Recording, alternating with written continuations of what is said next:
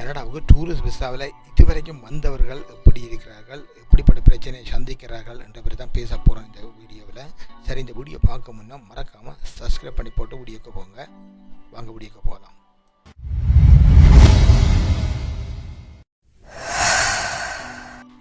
இப்போ டூரிஸ்ட் விசாவில் வந்து இங்கே நிற்கிறவர்களுக்கு பெரிய பிரச்சனை ஒன்று வந்திருக்கு. என்னென்னு சொன்னால் கடிதம் வந்துருக்கு ஒன்று இருக்குது போலடாக்கு. அதாவது கனடா அரசாங்கத்தில் இமிக்ரேஷனால் லெட்ரு ஒன்று போடின்னு போலடாக்கு. என்னென்னு சொன்னால் இப்போ உங்களுக்கு விசா காலம் 6 மாத காலம் முடிவடைகிற தருணம் வந்துட்டுது. நீங்கள் விசாவை வந்து உங்களை விசாவை நிற்கிறதுக்கான அனுமதியை ரினியூ பண்ணணும். இல்லைன்னு சொன்னால் 6 மாதத்துக்குள்ள நாட்டை விட்டு வெளியில் போகணுன்ற மாதிரி லெட்டர் போட்டிருக்க மாதிரி செய்திகள் வருது. இது நான் நெட்டில் கண்ணில் பார்க்க இல்லை. செய்திகள் தான் இங்கே வதந்திகளோ உண்மையோ பொய்யோ தெரியல. நான் எந்த காதில் எட்டின வசனங்கள் இதுகள். இப்போ இது வந்து சில உண்மையாக இருக்கலாம். ஆனால் சில பேர் வந்து அந்த லெட்டரை கொண்டு போய் இமிக்ரேஷன் லோயர் மூலமாக போய் அகதி அந்தத்துக்கு அப்ளை பண்ணுற மாதிரியும் தெரியுது.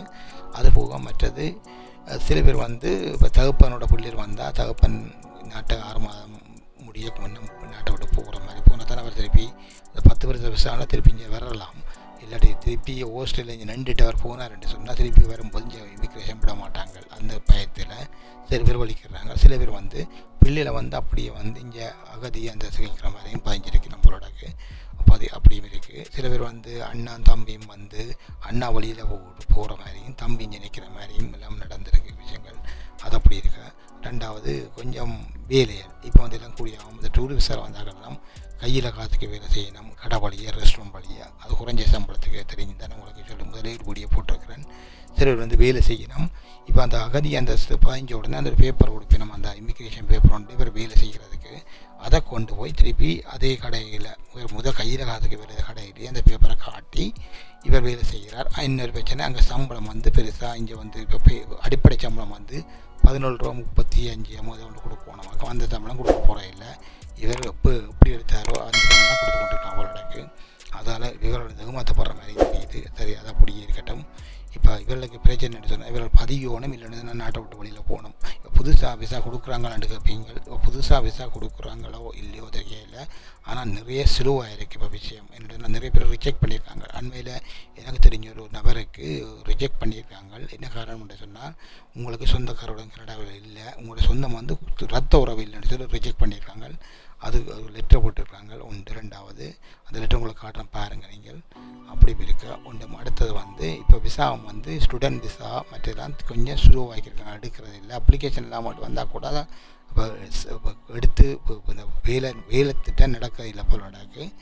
அதுதான் அதான் இப்போ இந்த வாரம் உள்ள நியூஸு. இன்றையில் இப்போ அரசாங்கத்துலேயும் ஒரு பிரச்சனை நடந்துகிட்டு இங்கே எலெக்ஷன்கள் வரக்கான சான்ஸ் இருக்குது. இங்கே அரசாங்கத்துக்கு நெருக்கடி இருக்கிறபடியா இதை கொஞ்சம் தாமதப்படுத்தலாம். ஆனால் விசா டூரிஸ்ட் விசா நீங்கள் அப்ளிகேஷன் கொடுக்குறோண்டா கொடுங்கோ. என்ன உங்களுக்கு டாக்குமெண்ட்லாம் சரி வாருங்க.